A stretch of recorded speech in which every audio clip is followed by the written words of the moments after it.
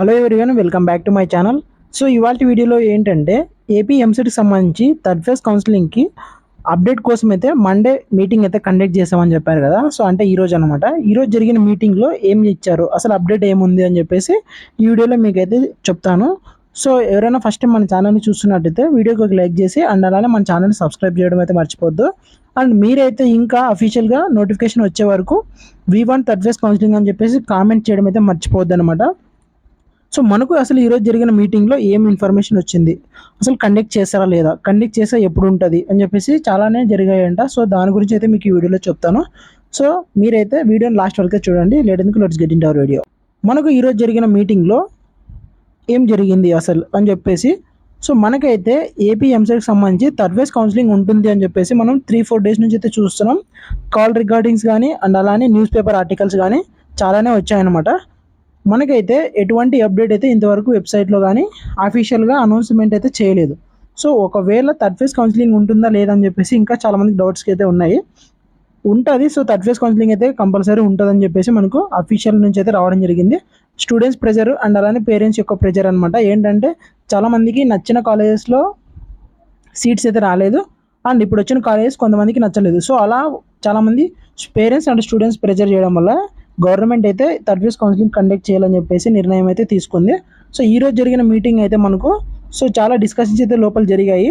దానికి సంబంధించి third phase counselling అనేది ఎప్పటి నుంచి కండక్ట్ చేస్తారు అని చెప్పేసి వాళ్ళైతే ఈరోజు మాట్లాడారనమాట.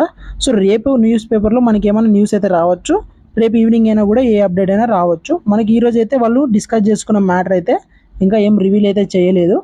మనం చూసుకున్నట్టయితే ఆల్రెడీ నేను చెప్పాను, ఎక్స్పెక్టెడ్ డేట్స్ అయితే మనము వేయడం జరిగింది ఎప్పటి నుంచి స్టార్ట్ అవ్వచ్చు అని చెప్పేసి. లాస్ట్ ఇయర్ కూడా మనకు 15 డేస్ అంటే సెకండ్ ఫేజ్ కౌన్సిలింగ్ కంప్లీట్ అయిపోయిన తర్వాత థర్డ్ ఫేజ్ కౌన్సిలింగ్ 15 డేస్ తర్వాత అయితే స్టార్ట్ చేశారు. సో అలా చూసుకుంటే మనకు సెకండ్ ఫేజ్ కౌన్సిలింగ్ అనేది August 20కి సెల్ఫ్ రిపోర్టింగ్ అయితే కంప్లీట్ అయిపోయింది కదా. దాని తర్వాత 15 డేస్ అంటే September 5 అనమాట, అంటే ఈరోజు 1 కదా. సో ఈ వీక్లో కానీ నెక్స్ట్ వీక్ స్టార్టింగ్లో కానీ థర్డ్ ఫేజ్ కౌన్సిలింగ్ సంబంధించి డీటెయిల్ నోటిఫికేషన్ అయితే రిలీజ్ చేస్తారు త్వరలో అయితే.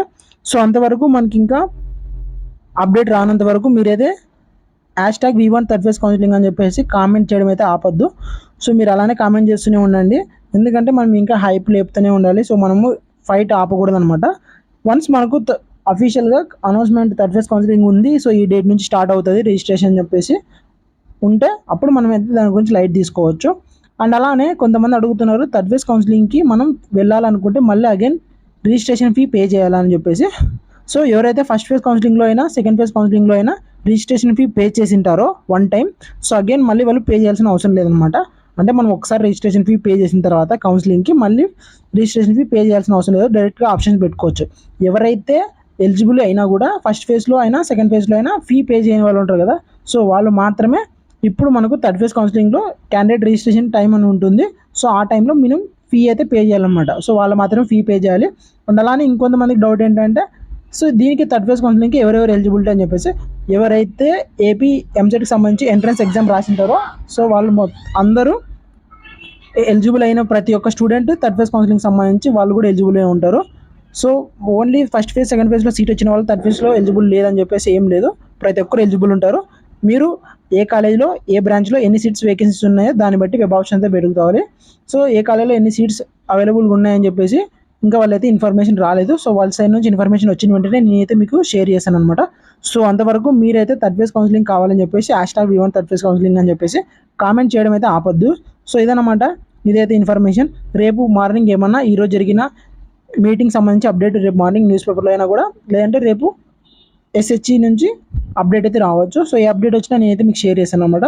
సో ఏ అప్డేట్ మీరు మిస్ కాకుండా ఉండాలంటే ఇంకా ఎవరైనా ఛానల్ సబ్స్క్రైబ్ చేసుకోకపోతే సబ్స్క్రైబ్ చేసుకొని వీడియోని ఇంకా లైక్ చేయకపోతే కూడా లైక్ చేయండి, ఎందుకంటే మీరు లైక్ చేయడం వల్ల ఈ ఇన్ఫర్మేషన్ అనేది ఇంకొంతమందికి రీచ్ అవుతుంది. సో ఇదన్నమాట ఈ వీడియో అయితే. So please don't forget subscribe our channel. Thank you, bye bye, see you in the next video.